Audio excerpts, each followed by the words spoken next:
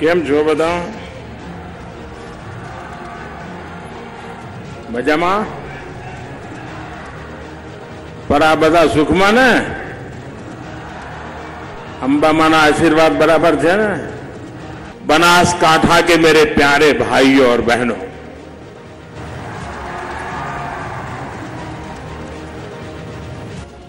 आपको लगता होगा આપણા નરેન્દ્રભાઈ હિન્દીમાં કેમ બોલે છે?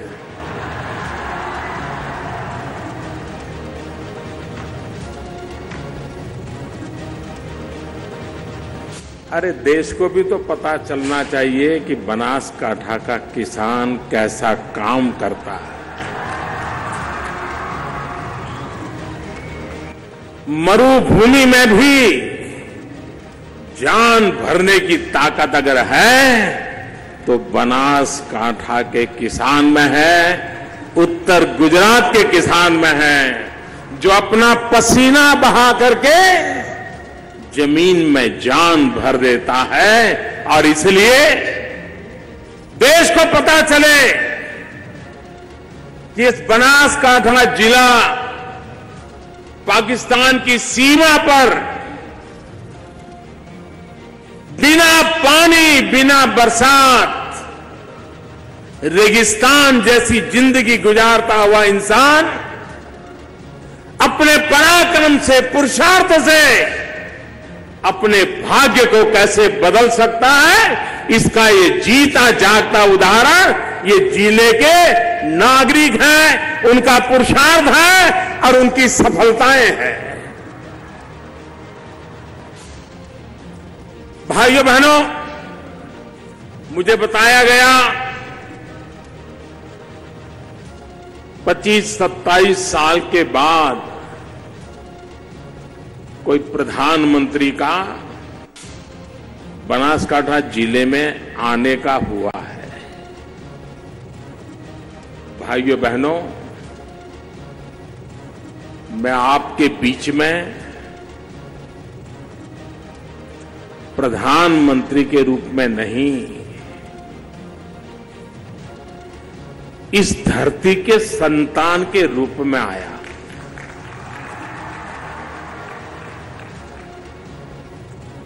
इस मिट्टी ने मुझे बड़ा किया है और मैं आज विशेष रूप से आया हूं श्रद्धेय गलबा भाई को, उनकी तपस्या को नमन करने के लिए आया हूं। लाखों पशुओं की तरफ से, लाखों परिवारों की तरफ से बनासकांठा की बंजर भूमि की तरफ से मैं आज गलबा भाई की शताब्दी के समारोह के शुरुआत में उनको शत शत नमन करता हूं। इन सब की तरफ से नमन करता हूं। आप कल्पना कीजिए, आज से 50 साल पहले जब गलबा भाई की उम्र 50 साल की थी, 8 छोटी छोटी दूध मंडली उससे शुरू किया और आज किसानों के सहयोग से, पुरुषार्थ से, परिश्रम से और उसमें भी बनासकांठा की, उत्तर गुजरात की मेरी माताओं बहनों के पुरुषार्थ के कारण, जिन्होंने पशुपालन को परिवार की सेवा का हिस्सा बना दिया, उन्होंने ये श्वेत क्रांति ला दी। आज बनास डेयरी की भी स्वर्णिम जयंती का अवसर है। ऐसा सुयोग है कि एक तरफ इस महान आंदोलन के जनक, श्वेत क्रांति के जनक गलबा भाई की शताब्दी और दूसरी तरफ उन्हीं के हाथों से बोए गया पौधा, 8 मंडली से शुरू हुआ पौधा आज बनास डेयरी के रूप में वटवृक्ष बन गया है। उसकी स्वर्णिम जयंती का यह अवसर है और इसलिए इस 50 वर्ष में जिन जिन महानुभावों ने इस बनास डेयरी को चलाया, आगे बढ़ाया, इस ऊंचाई पर ले गए, अनेक चेयरमैन आए होंगे, अनेक व्यवस्थापक आए होंगे, अनेक कर्मचारी रहे होंगे। मैं आज इस 50 साल की यात्रा में जिन जिन लोगों ने योगदान दिया है उन सबका हृदय से बहुत बहुत अभिनंदन करता हूं, उनका साधुवाद करता हूं। भाइयों बहनों, आप मुंबई जाएं, सूरत जाएं, किसी और इलाके में जाएं, तो कठिनाइयों में जिंदगी गुजारने के लिए गुजरात से कौन आया है तो ज्यादातर पता चलता था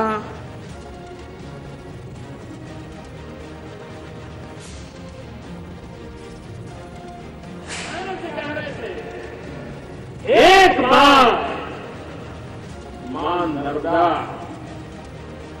हमारी इस विनाश की धरती को आकर के छू लेगी, मेरा किसान धरती को आकर के छू लेगी, मेरा किसान मिट्टी को सोना बना करके रख देगा।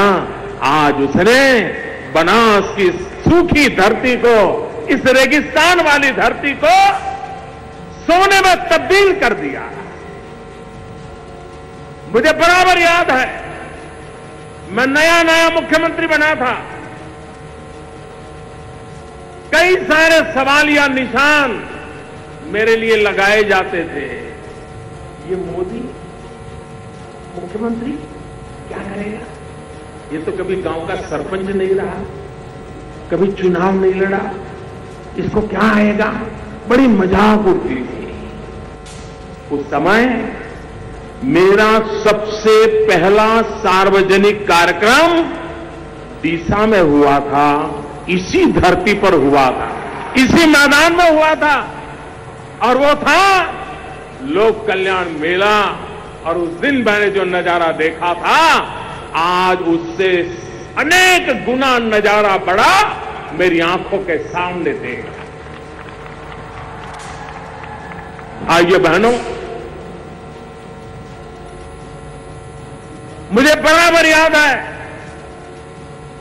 बनासकांठा के किसान मुझ पे बहुत नाराज रहते थे, गुस्सा करते थे, कभी कभी मेरे पुतले जलाते थे और फिर भी मैं हिम्मत करके उनके बीच जाता था और मैं उनको कहता था कि अगर बनासकांठा का भाग्य बदलना है तो हमें पानी बचाना पड़ेगा, बिजली के तार छोड़ने पड़ेंगे, किसान को बिजली नहीं पानी चाहिए। ये बात मैं उस समय बताता था, नाराजी मोलता था, लेकिन ये मेरा सौभाग्य है कि वही बनासकांठा, वही मेरे बनासकांठा के किसान, उन्होंने मेरी बात को सर आंखों पे चढ़ाया और आज ड्रीप इरिगेशन में, टपक सिंचाई में, स्प्रिंकलर में पूरे गुजरात में नंबर 1 पर ला करके खड़ा कर दिया। मैं उन सभी किसानों को, मैं आज उन सभी किसानों को सर झुका करके नमन करता हूं। उन्होंने न अपना भाग्य बदला है ऐसा नहीं है, उन्होंने आने वाली अनेक अनेक पीढ़ियों का भी भाग्य बदल दिया है। मुझे याद है 2007 या 2008 का वर्ष होगा, ऐसा ही एक किसानों के लिए कार्यक्रम मेरा था, तो मैं बनासकांठा में आया था। तो हमारे एक मित्र हैं, दिव्यांग हैं, तो मैं बनासकांठा में आया था। तो हमारे एक मित्र हैं, दिव्यांग हैं, श्री गेना जी।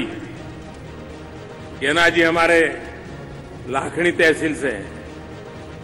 तो गेना जी चल तो पाते नहीं है, दिव्यांग है, लेकिन बड़े प्रगतिशील किसान हैं। वो इतना बड़ा दाड़म लेकर के, अनार लेकर के मुझे भेंट करने आए, नारियल से भी बड़ा था। मैं हैरान था। मैंने उनसे पूछा, भाई ये कमाल कैसे किया है आपने? बोले साहब, आज तो मेरे खेत में पूरे जिले के लोग देखने के लिए आते हैं, और आप देखना धीरे धीरे दाड़म की खेती में बनासकांठा आगे निकल जाएगा। एक गांव के मेरे गेना जी,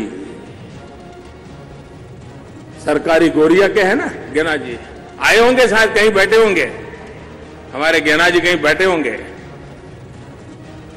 क्या कमाल करके रख दिया भाइयों बहनों।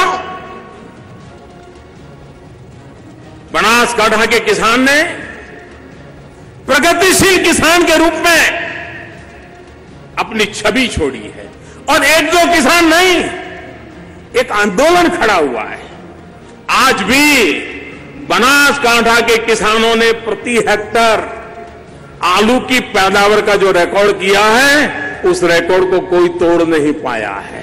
ये काम बनासकांठा ने करके दिखाया। आज बनासकांठा पोटैटो के लिए भी जाना जाने लगा है। भाइयों बहनों,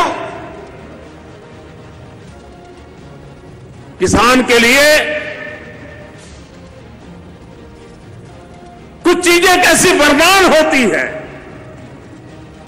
गलबा भाई ने जब डेयरी का काम शुरू किया, जहां पानी ना हो, रेगिस्तान हो, 10 साल में 7 साल अकाल रहता हो, जहां किसान ईश्वर की इच्छा पर ही जिंदगी गुजारता हो, उसके लिए तो आत्महत्या एक ही रास्ता बच जाता था।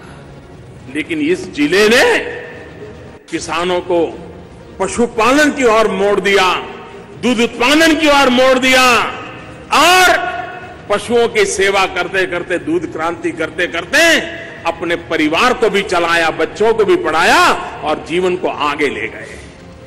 भाइयों बहनों, यही बनासकांठा, यही गुजरात जिसने श्वेत क्रांति का नेतृत्व किया था।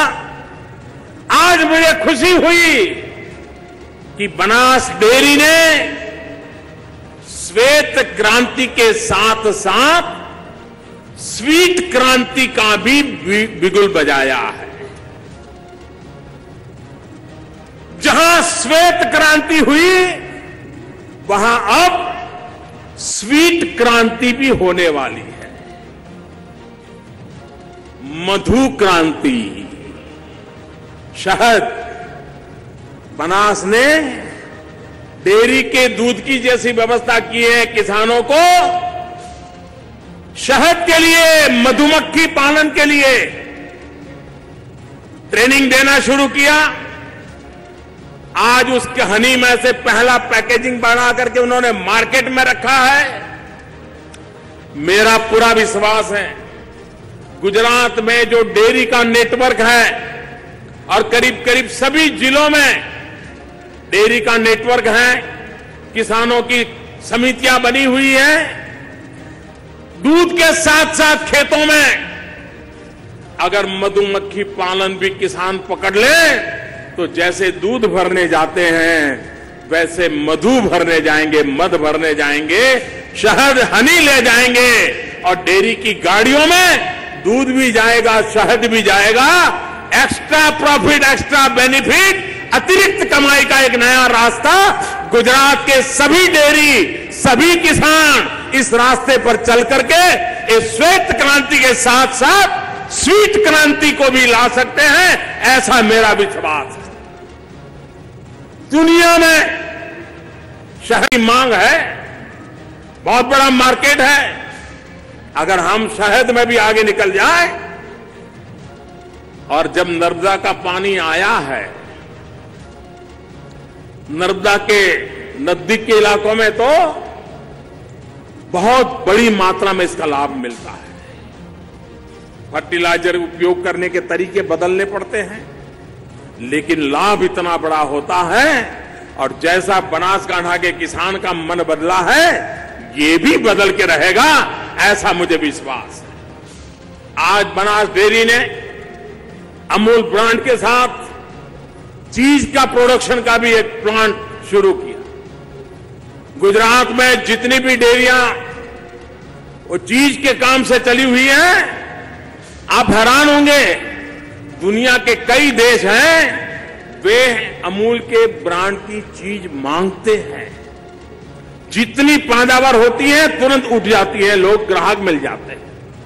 आज उसमें एक इजाफा बनास डेयरी के द्वारा हो रहा है, मैं उनको बधाई देता हूं। एक बहुत बड़ा इनिशिएटिव आज डेयरी ने लिया है, कांकरेज की गाय। इस नस्ल का मूल्य हम जानते हैं, वैज्ञानिक तरीकों ने भी गिर की गाय, कांकरेज की गाय, इसका महात्म्य स्वीकार किया है। अब A2 मिल्क, जिस कांकरेज की गाय के दूध की एक विशेषताएं हैं, विशेष तत्व हैं, उसको आज उन्होंने मार्केट में रखा है। जो हेल्थ कॉन्शियस लोग हैं, जहां बच्चों को कुपोषण की समस्या है, ऐसे बच्चों के लिए A2 मिल्क, कांकरेजी गाय का A2 मिल्क उनके स्वास्थ्य के लिए उपकारक होने वाला है। ऐसा एक भगीरथ काम भी आज यहां शुरू हुआ है। यहां कांकरेज की नस्ल को बढ़ावा देना, उसमें सुधार करना, उसकी क्षमता में सुधार करना, उसकी पर कैपिटा मिल्क प्रोडक्शन बढ़ाना, उसके लिए भी वैज्ञानिक तरीके चल रहे हैं। मैं बनास में जब आया हूं तब मैं बनास डेयरी से चाहूंगा कि वो एक काम और भी करें, और कर सकते हैं। बनास हो, साबर डेयरी हो, दूधसागर डेयरी हो, ये तीनों मिलकर के भी कर सकते हैं। दो चीजें हम ऐसी पैदा करते हैं हमारे किसान, लेकिन हम सस्ते में बेच देते हैं। और जो हम कैस्टर की खेती करते हैं, दिवेला, एरंडा, 80% खेती हमारे यहां होती है, उसका उत्पादन। उस पर इतनी एडिशन होती है, इतनी प्रोसेस होती है, सारी दुनिया के महत्वपूर्ण टेक्नोलॉजी में, स्पेस शटल की टेक्नोलॉजी में, ये कैस्टर के ऑयल से बनी हुई चीजें सबसे सफल रहती है। लेकिन हम जो हैं, अभी भी हमारा दिवेला, एरंडा जो कहे ऐसे का ऐसा बेच देते हैं। ये बनास, दूधसागर, साबर एक रिसर्च सेंटर बनाए, और हम हमारे किसान जो यहां पर कैस्टर पैदा करते हैं, एरंडा पैदा करते हैं, दिवेला पैदा करते हैं, उसमें वैल्यू एडिशन कैसे करें, और हमारा ये कीमती संपत्ति पानी के मोल से बाहर चली जाती है, उसे हम बचाएं। दूसरा है इसबगोल। इसबगोल की ताकत बहुत बड़ी ताकत है, उसमें बहुत वैल्यू एडिशन हो सकता है। जब कुरियन जिंदा थे तो श्रीमान कुरियन जी को मैंने कहा था कि आप इसबगोल पर वैल्यू एडिशन पर काम कीजिए। उन्होंने प्रारंभ किया था, आइसक्रीम बनाया था इसबगोल का, और आइसक्रीम का नाम दिया था इसबकुल। आनंद में शुरुआत की थी उन्होंने उस समय। इतना बड़ा ग्लोबल मार्केट है इसबगोल का, उसके संबंध में भी अगर वैज्ञानिक तरीके से हम काम करें तो बहुत बड़ा बदलाव ला सकते हैं, और हमें लाना चाहिए। भाइयों बहनों, इन दिनों पूरे देश में इस बात की चर्चा चल रही है, नोटों का क्या होगा।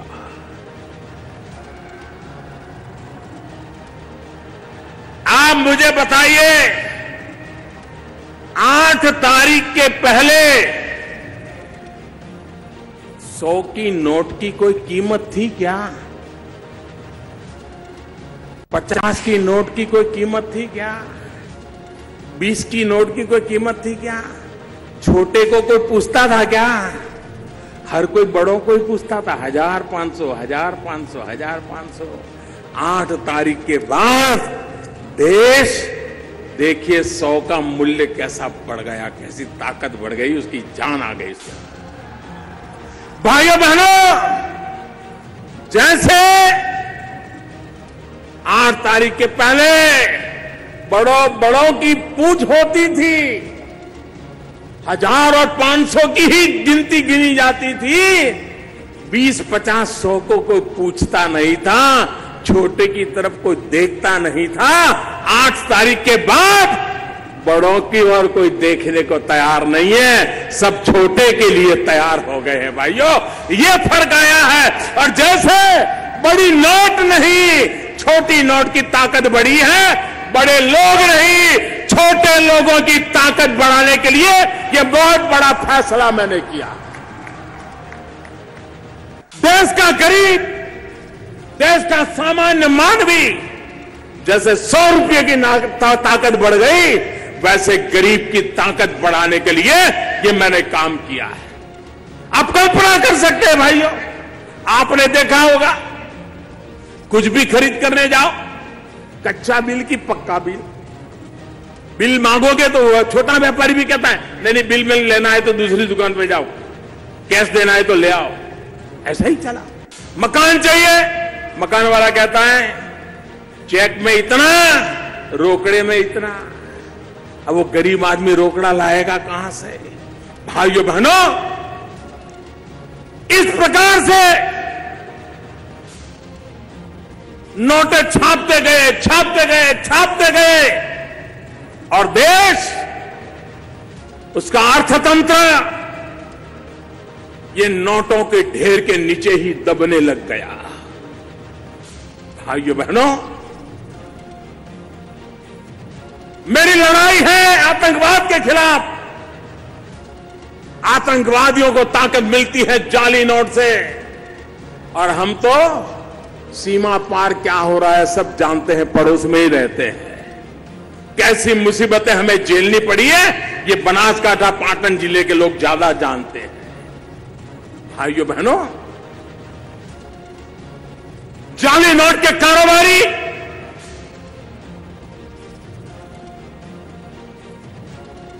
हिंदुस्तान में जितनी हो हल्ला है ना, उससे ज्यादा बाहर है। जाली नोटों के कारोबारियों में बाहर है।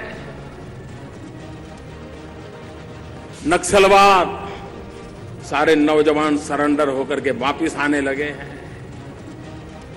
हर किसी को लगता है अब मुख्य धारा में वापिस आना चाहिए। आतंकवादियों को जहां से ताकत मिलती थी, उन रास्तों को रोकने में सफल हुए। ये जाली नोट का कारोबार, उसका मृत्युगंठ एक निर्णय से किया है भाई। भ्रष्टाचार, काला धन, ये भ्रष्टाचार और काले धन में पीड़ा किसको होती थी? किसी बेईमान को न भ्रष्टाचार से परेशानी थी, न काले धन से परेशानी थी। एक भ्रष्टाचारी को दूसरे भ्रष्टाचारी को कुछ देना भी पड़ता था, तो भी देने वाला भ्रष्टाचारी दुखी नहीं था। अगर दुखी कोई था तो इस देश का ईमानदार नागरिक दुखी था। परेशान था तो इस देश का ईमानदार नागरिक परेशान था। 70 साल तक इन ईमानदार लोगों को, 70 साल तक इन ईमानदार लोगों को आपने लूटा, आपने परेशान किया, उसको जीना मुश्किल कर दिया। आज मैं जब ईमानदारों के साथ खड़ा हूं, तो अब ईमानदारों को भड़काया जा रहा है, और मुझे खुशी है मेरे ईमानदार देश के नागरिकों ने लाखों भड़काने के बावजूद भी सरकार के इस निर्णय का साथ दिया है। मैं 125 करोड़ देशवासियों को सत सत नमन करता हूं कि इतना बड़े काम में उन्होंने मेरी मदद की। भाइयों बहनों, आजकल बड़े बुद्धिमान लोग भाषण सुनाते हैं कि मोदी जी आपने इतना बड़ा निर्णय किया, लेकिन हमारे जीते जीते कोई लाभ नहीं मिलेगा, मरने के बाद मिलेगा। भाइयों बहनों, हमारे देश में एक चारवाक ऋषि हो गए। ये चारवाक ऋषि कहते थे, ऋणम कृत्वा धृतम पिबेत। वो कहते थे, अरे मृत्यु के बाद क्या होने वाला है कौन जाता है, जो मौज करनी है अभी कर लो, जो खाना है खा लो, घी पीना है पी लो, आनंद से जी लो। इस चारवाक की फिलॉसफी को कभी भी हिंदुस्तान ने स्वीकार नहीं किया। हमारा तो देश ऐसा है, बूढ़ा गरीब मां बाप, पैसे बहुत कम हो तो बूढ़ा बाप और बूढ़ी मां बात करते हैं कि ऐसा करो, शाम को सब्जी बनाना बंद कर दो, थोड़े पैसे बच जाएंगे तो मरने के बाद बच्चों के काम आ जाएंगे। मेरा देश मरने के बाद मेरा क्या होगा ये कभी चिंता नहीं करता है। मेरा देश मेरे बाद की पीढ़ियों का भला क्या हो ये सोचने वाला देश है। मेरा देश स्वार्थी लोगों का देश नहीं है। मेरे देश का चिंतन सुख के लिए, खुद के सुख के लिए जीने वाला नहीं है। मेरा देश का चिंतन भावी पीढ़ियों के सुख के लिए चलने वाला है। ये नए चारवाक लोग जो पैदा हुए हैं, ऋणम कृत्वा धृतम पिबेत, ये जो बातें करने वाले लोग हैं, उनको 50 बार सोचना पड़ेगा। भाइयों बहनों, आपने देखा होगा पार्लियामेंट चल नहीं रही है, चलने दी नहीं जा रही है। हमारे देश के राष्ट्रपति सार्वजनिक जीवन में इतना लंबा अनुभव है, शासन चलाने वाले श्रेष्ठतम लोगों में से हमारे राष्ट्रपति जी रहे हैं। वो अलग राजनीतिक विचारधारा में पले बड़े हैं, लेकिन देश की संसद में जो कुछ भी हो रहा था उससे इतने पीड़ित हो गए, इतने दुखी हो गए कि 2 दिन पहले उनको सांसदों को सार्वजनिक रूप से टोकना पड़ा, विरोध पक्ष को नाम देकर के टोकना पड़ा। और मैं हैरान हूं, सरकार कहती है कि हम चर्चा चाहते हैं, सरकार कहती है प्रधानमंत्री बोलने के लिए तैयार है, सरकार कहती है प्रधानमंत्री आकर के कहने को तैयार है, लेकिन उनको मालूम है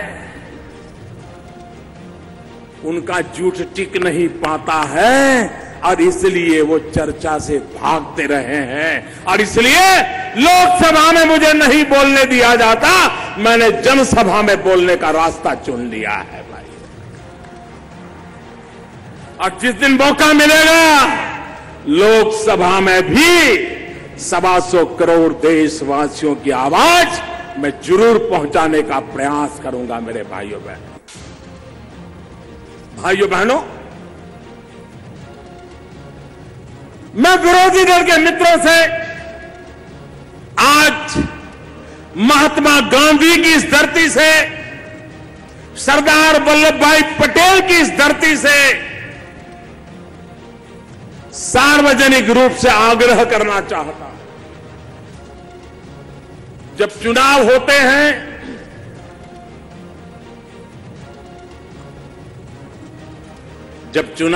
हैं हम सभी दल एक दूसरे के खिलाफ बोलते हैं, आरोप प्रत्यारोपण करते हैं, अच्छी और बुरी नीतियों की चर्चा करते हैं, हर प्रकार से अपने विरोधियों पर जैसा मार कर सकते करने की कोशिश करते हैं।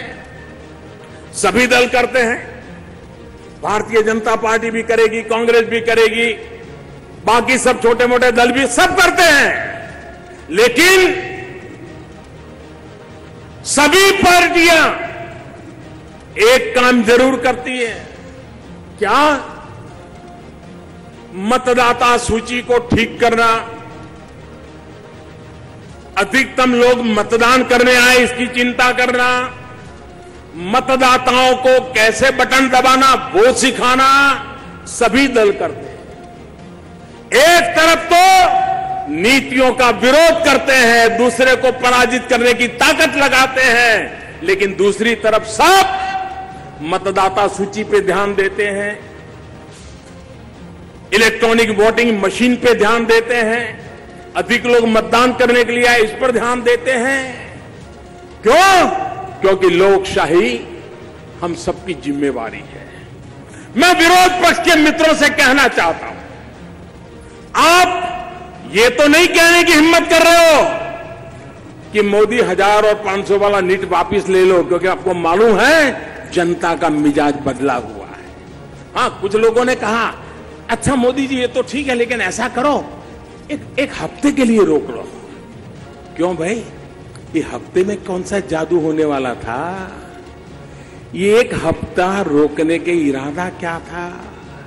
लेकिन कोई दल ये नहीं कहता है कि निर्णय को रोल बैक करो। सब दल कहते हैं ठीक से लागू करो। मैं सभी दलों से कहना चाहता हूं कि जैसे चुनाव में हम एक दूसरे का घोर विरोध करते हैं, लेकिन मतदान बढ़ाने के लिए मेहनत करते हैं, मतदाता सूची के लिए मेहनत करते हैं, इलेक्ट्रॉनिक मशीन की ट्रेनिंग के लिए मेहनत करते हैं। आज समय की मांग है कि आप खुल करके मेरा विरोध करिए, मेरी आलोचना करिए, लेकिन लोगों को बैंकिंग सिखाने के लिए काम कीजिए, इलेक्ट्रॉनिक पद्धति से पैसे कैसे लिए जाते दिए जाते ये सिखाइए। हम सब मिलकर के देश को भाग्य बदलने का एक ऐसा उत्तम अवसर आया है, हम सब उसको काम करें और आप भी फायदा उठाइए। मुझे खुशी होगी मेरे विरोधी दल के लोग जन जन को इस काम में लगा करके अगर राजनीतिक फायदा उठाते हैं तो देश का भला हुआ, इसका मुझे आनंद होगा भाइयों। अरे राजनीति से ऊपर राष्ट्र नीति होती है, दल से बड़ा देश होता है। भाइयों बहनों, गरीबों पे बातें करना अलग होती है, गरीबों के लिए नीतियां बना करके कठोरता से लागू करने के लिए समर्पण का भाव लगता है, और समर्पित भाव से आज ये सरकार आपकी सेवा में लगी है। भाइयों बहनों, मैंने पहले दिन से कहा है ये निर्णय मामूली नहीं है मेरे भाइयों बहनों, बहुत मुश्किल बड़ा निर्णय है, कठिन निर्णय है। और मैंने कहा था बहुत तकलीफ पड़ेगी, मैंने कहा था मुसीबत आएगी, और 50 दिन ये तकलीफ होगी ही होगी, और तकलीफ रोजमर्रा थोड़ी बढ़ती भी जाएगी, लेकिन 50 दिन के बाद मैंने हिसाब किताब लगाया है, वो एकदम से धीरे धीरे धीरे धीरे करके पहले जैसी स्थिति की तरफ आगे बढ़ेगा। 50 दिन तक ये कठिनाइयां रहने वाली है। 50 दिन के बाद आप ही देखेंगे कि धीरे धीरे धीरे आपकी आंखों के सामने परिस्थितियां सुधरती नजर आ जाएगी। भाइयों बहनों, देश भ्रष्टाचार से मुक्त करने का एक महत्वपूर्ण कदम है। और कुछ लोग आपने देखा होगा इन दिनों सरकार बराबर पीछे लग गई है, बैंक वाले जेल में जा रहे हैं, बड़े बड़े गड्ढे लेकर के भागे हुए लोग जेल जा रहे हैं, चारों तरफ उनको लगा था कि ठीक है मोदी जी 1500 की बंद कर देता है, हम पिछले दरवाजे से कुछ कर लेंगे, लेकिन उनको मालूम नहीं था मोदी ने पिछले दरवाजे पर भी कैमरे लगाए हुए हैं। ये सब के सब पकड़े जाने वाले, कोई बचने वाला नहीं है। 2 महीना 3 महीना 6 महीना जिन्होंने भी 8 तारीख के बाद नए पाप किए हैं वो तो किसी हालत में बचने वाले नहीं है भाइयों बहनों, उनको सजा भुगतनी पड़ेगी। 125 करोड़ देशवासियों के सपनों को चूर चूर करने का पाप जिन्होंने किया है वो बचने वाले नहीं हैं। ये मैं देशवासियों को विश्वास दिलाना चाहता हूं। भाइयों बहनों, आपने मुसीबत झेली है, तकलीफ झेली है, अभी भी झेलनी है। आपका आशीर्वाद देश के लिए, और जो लोग कहते हैं ईमानदार लोग लाइन में खड़े हैं, ईमानदार अपने लिए नहीं खड़ा रहता है, वो देश के लिए खड़ा रहता है। भाइयों बहनों, वो देश के लिए खड़ा रहता है। और इसलिए दूसरा, आज जमाना बदल चुका है भाई। एक जमाना था, हमारे दादा दादी, उनसे सुनेंगे तो बताते थे कि हमारे जमाने में तो चांदी का गाड़ा ना पहिड़ा जोड़ो रुपयो तो एम के आपने कि बैलगाड़ी के पहिए जितना बड़ा रुपया चांदी का हम देखते थे, उपयोग करते थे। भाइयों बहनों, ये चांदी के रुपये से बदलते बदलते बदलते कितनी मेटल बदल गई, तांबा आया और आया, न जाने क्या क्या आया, और धीरे धीरे करके हम कागज में चले गए कि नहीं चले गए। अब याद आता है कि चांदी का रुपया होगा तभी रुपया माना जाएगा, याद आता है क्या? अब वो रुपया कागज का भी हमारे जिंदगी का हिस्सा बन गया। कभी चांदी का रुपया हुआ करता था, धीरे धीरे कागज का रुपया आ गया। भाइयों बहनों, अब वक्त बदल चुका है। अब तो आपके मोबाइल फोन में ही आपका बैंक आ गया है, आपका बटवा भी आपके मोबाइल फोन में है। आप चाय पीने जाएं, बटन दबाए, चाय वाले को पैसा पहुंच जाएगा, रिसीट मिल जाएगी। बीच में लोग चेक देते थे, चेक फाड़ते थे, 2 महीने के बाद पता चलता था कि चेक वापिस आया। बाद में केस कोर्ट में जो सबसे ज्यादा केस चलते हैं वो चेक वापिस आने के चलते हैं। आप नौजवानों का धन्यवाद, आपने बहुत बड़ा काम उठाया है, मैं आपको बधाई देता हूं। और बनासकांठा जिले को आप ई बटवा से जोड़ दीजिए भाइयों। लोगों को ई मोबाइल बैंकिंग से जोड़ने में सफल होंगे, मुझे विश्वास है। भाइयों बहनों, हम जानते हैं कि अब वो कागज की नोटों का भी जमाना पूरा होने जा रहा है। अब तो आपके मोबाइल फोन में आपकी बैंक है। एक बार बैंक में जमा हो गया, आपको बैंक में कतार में खड़े रहने की जरूरत नहीं है, आपको एटीएम के बाहर लाइन लगाने की जरूरत नहीं है, आपको टाइम बर्बाद करने की जरूरत नहीं है। अखबार में एडवर्टाइजमेंट आता है, टीवी पर एडवर्टाइजमेंट आता है, आप अपने मोबाइल फोन से अगर आपके पैसे बैंक में पड़े हैं तो आप अपने पैसों का जो खरीदना खरीद सकते हैं। चेक तो बाउंस होता था, इसमें तो जैसे ही पैसे दोगे तो सामने रिसीट आ जाता है, पैसा मिल गया या पैसा पहुंच गया। कोई बाउंस होता ही नहीं, वहीं पता चल जाता है कि रुपया गया कि नहीं गया। भाइयों बहनों, हिंदुस्तान दुनिया में तेज गति से आगे जाना चाहता है। ये नोटों के बंडलों के ढेर, ये नोटों के पहाड़ हमारे अर्थतंत्र को दबोच रहे हैं। काले धन और भ्रष्टाचारियों को वो काम आ रहे हैं। गरीब की ताकत कम हो रही है। जैसे 1000 की नोट की कीमत थी, 100 की नहीं थी, अमीर की थी, गरीब की नहीं थी। आज गरीब की भी ताकत बढ़ गई है, 100 के नोट की भी ताकत बढ़ गई है।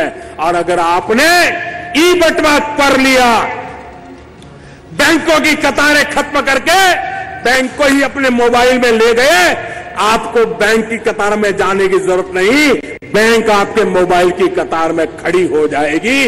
मैं आपसे आग्रह करता हूं, मैं देशवासियों से आग्रह करता हूं, मैं मीडिया के मित्रों से विशेष प्रार्थना करना चाहता हूं। मोदी की आलोचना करना आपका हक है, आप जरूर कीजिए। कतार में जो खड़े रहे हैं, उनको तकलीफ हो रही है, वो आप दिखाते हैं, मुझे कोई शिकायत नहीं है। लेकिन साथ साथ आप ये भी सिखाइए कि अब कतार में खड़े रहने की जरूरत नहीं है, बैंक आपके मोबाइल फोन की कतार में खड़ा हो जाएगा। बैंक वाला आएगा कि मुझे आपके यहां रख लो। वो दिन आ सकते हैं, टेक्नोलॉजी उपलब्ध है, व्यवस्था उपलब्ध है। भाइयों बहनों, अब देश भ्रष्टाचार सहन नहीं करेगा, अब देश जाली नोट सहन नहीं करेगा, अब देश काला धन सहन नहीं करेगा। गरीबों को लूटने का खेल, मध्यम वर्ग को शोषण करने का खेल अब नहीं चलेगा। और इसलिए मुझे रह करके दोनों हाथ से ताली बजा करके मुझे आशीर्वाद दीजिए मेरे गुजरात के भाइयों बहनों, मेरे डीसा के भाइयों बहनों, आशीर्वाद दीजिए, पूरे ताकत से आशीर्वाद दीजिए। भारत माता की, भारत माता की, भारत माता की। ये लड़ाई भारत का भाग्य बदलने की है, ये लड़ाई भ्रष्टाचार को खत्म करने की है, ये लड़ाई काले धन का खात्मा बुलाने के लिए है, ये लड़ाई जाली नोटों से देश को मुक्त कराने की है। और उसमें इस बनास की धरती ने मुझे आशीर्वाद दिए। मैं आपका बहुत बहुत आभारी हूं, आपका बहुत बहुत आभारी हूं। फिर से बोलिए, भारत माता की। पूरी ताकत से बोलिए, पूरा देश सुन रहा है। भारत माता की, भारत माता की। बहुत बहुत धन्यवाद।